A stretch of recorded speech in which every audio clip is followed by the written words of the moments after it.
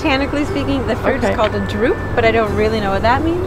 What I know is that each bunch that you'll see here is a bunch of very small fuzzy seeds, and there's this amazing citrusy, yummy taste that comes along with the little fuzzy berry that you... Can we try a little bit? Yeah, sure. Typically what we're harvesting are pears, apples, cherries, and people don't really think of sumac as being, oh wow, this wonderful fruit that's growing in the city. Sumac's not a common ingredient in beer, but it's a really good one. It's bitter. Without any additions, beer's pretty sweet on its own, and it wouldn't taste great. So you need to add things like hops and other herbs to make it spicy. I'm gonna kid up. I'm not in this for any money or anything. I just think bees are fascinating, and having real honey is actually fantastic. Most people have never tasted real honey before. So let's go on in. This is a typical frame of honey. What we do in terms of the removal process is we just scratch the front, like so.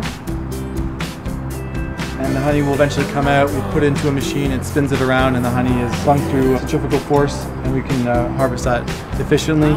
It empties the frame without damaging it, and then we can return it to the hive to have it filled again. So these are fresh picked red currants. Bitter, really sour. Yeah, they're really tart. So we're gonna freeze them and then they'll go in the beer in the secondary, but they're really sour. Okay. So with the honey and with the sumac, it'll be really good. Blackberries. These will go nice with the currants, balance it out a little bit. A little bit of sweetness, a little bit of different kind of sweetness. All right. These are local? Yep, they're from Jordan, Ontario, which is near Niagara. Beautiful. The whole point of the first hour and a half is to make brown sugar water. Okay. That's pretty much all you're doing. The grains go in the kettle and you add hot water. It's basically as simple as it gets. Then we'll make the mash, and a little starches convert to sugars, and that takes 45 minutes, an hour and a half. And then we raise the temperature to mash off to kill all the enzyme activity, ship it all over to the lauter tun, and that's where we're gonna pull all the sugary liquid through the grains, and they get a wort to boil. Pour hot water on top, extract all the sugars that we can possible, fill up the kettle, boil it. So it goes back into the kettle, and we're just left with a big mixture of brown sugar water. Yeah. And then you take the brown sugar water and boil it for about an hour, in our case. We add hops at the beginning, the middle, and the end. You get different properties out of the hops. Bitter and aroma, bitter early, aroma late. Different hops we use today are some fruity, citrusy hops. If you don't add hops, you make rancid sugar water, like really bad Kool-Aid.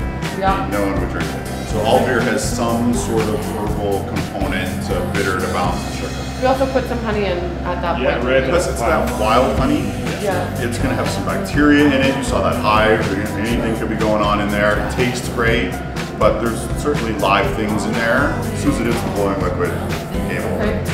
So now we're just sending it through our heat exchanger into the fermenter, and ready to all the yeast beat all that sugar. So.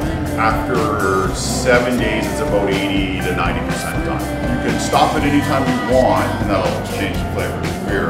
We'll test it probably every 3 days. We won't test it for the first 3 or 4, then we'll test it every day. And when it gets to a certain density, you know how much alcohol's in there. Okay. And we're gonna stop when we get our number we want. We think it'll come out around 4% alcohol.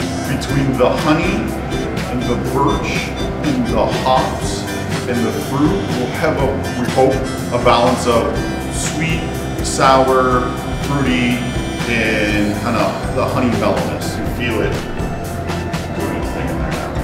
Yeah, you can. Yeah. A lot.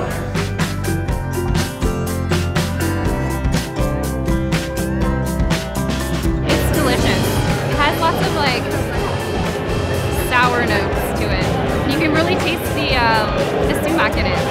It's got some nice color, good bouquet. It's a little hoppy and a little sweet. Taste the honey. It's really good.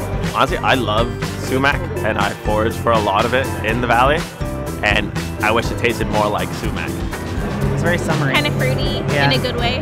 Yeah, but not too fruity. I agree. I'm really pleasantly surprised. It's got a nice, refreshing dryness. It's got a lovely color.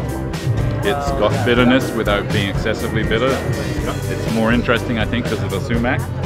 And I like it. I've tasted many, many worse from very professional brewers. Cheers.